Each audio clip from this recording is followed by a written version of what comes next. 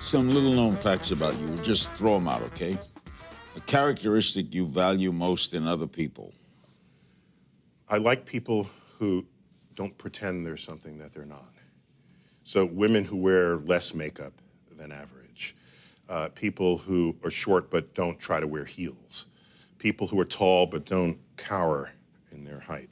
I like people who are just honest about who and what they are. Characteristic you value most in yourself. I like, and I've worked hard at this, the ability to just speak something that is so fundamentally true that it's not subject to your opinion about what I just said. That gets an absolute. That gets right into the center of any conversation, and then I can walk out and let that be the it's not, well, you think that, but I think something else. Then why even have the conversation? Then there's an old saying, in the universe, there are the laws of physics, and everything else is opinion. So, what's a guilty pleasure? A guilty pleasure, I like writing with fountain pens that cost a little too much money, drinking a bottle of wine that was a little too expensive. You're a Mont Blanc man? I own some Mont Blancs, but no, if I had to pick a pen, it would be Pelican. If I had to reach blind for a pen, it would be my Pelicans. And you still open and fill? Oh yeah, of course.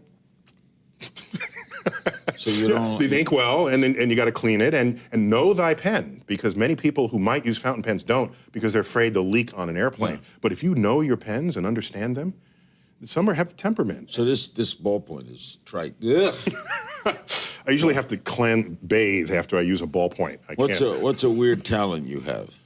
A weird talent?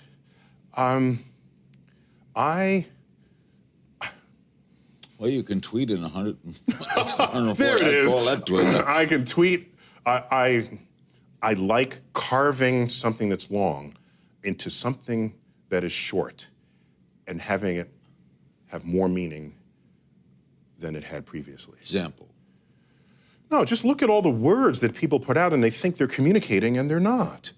And so when I say carve, I mean literary carving. And so I don't have, I'm not a sculptor or anything. Okay, I get so, it. yeah, you just, that's why haiku has such power. Because I think we are most influenced by that which is simple, rather than that which is complex. If you weren't a scientist, what would you be? In a different life, in a different universe, I'd be a librettist for Broadway musicals.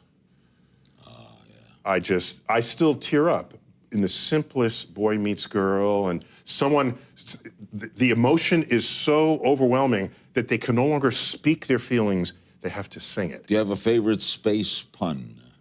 You don't have to answer that.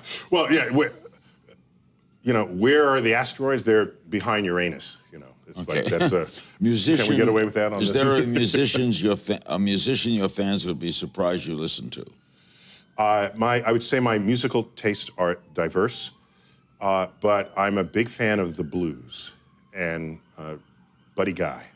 Buddy Guy. Just he sings, and then the guitar just is an extension of his emotion. It's not a human playing an instrument. Buddy Guy and the instrument are one. And if I'm listening to the blues on the radio, I got to pull over the car and hear out the song before I continue. You have a role model?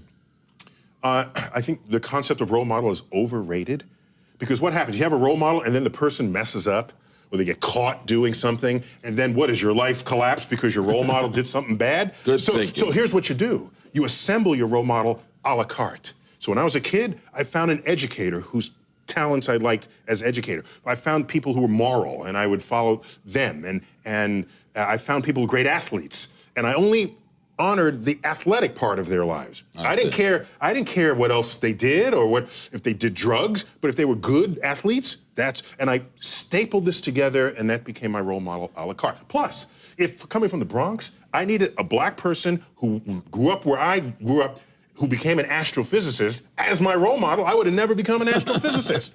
So if you're going to break into a new field or be the first of some kind to do something, a role model is the wrong way to go about it. And tell me something no one knows about you. Neil. Wow.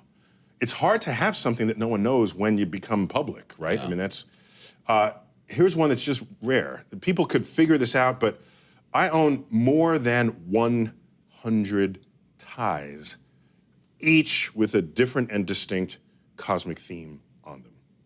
More than 100 ties. I can wear a different tie every time I ever wear a tie and never repeat. The cosmic theme. Cosmic theme. And when I'm not wearing the tie, it's, you know, I try to, it's a little loud for the camera, I'm sorry. Be a little more subdued next time, perhaps. But that's not a, it's not a weird secret You have about. family? What's that? You have family? Yeah, married, 2 kids, yeah. What do they do? What are they, boy and a girl? I have a daughter, yeah, I have an older daughter who loves figure skating, actually, competitive figure skating. But she's interested in Far Eastern diplomacy. And was teaching herself Japanese. And I knew she'd crossed over the day she came home with green tea ice cream and started eating it with chopsticks. I said, okay, that's gone. And the boy? Yeah, so he's in middle school, and he loves chess. I can't beat him anymore in chess. That's embarrassing. But he likes... Is he interested in... No, they have their own... I'm not trying to... I don't... They know it's there. It's for the taking if they need it and want it. But I don't... As my parents did not do for me, I don't want to tell them what to be interested in, because then their life's passion will be false. The only way you know it's real is if it gurgles up from within. And then you can take it to... Then you can become the world's expert in it, and people will be the path to your door because you'll be doing it not because someone told you, not because someone offered you money, not for any other reason, but because it stimulated your deepest core curiosity about how this world works. Thank you, Neil. Neil deGrasse Tyson. His new show, Cosmos, will be on Fox next spring and on Twitter at Neil Tyson. In the meantime, remember to find me on Twitter at King's Things. See you next time.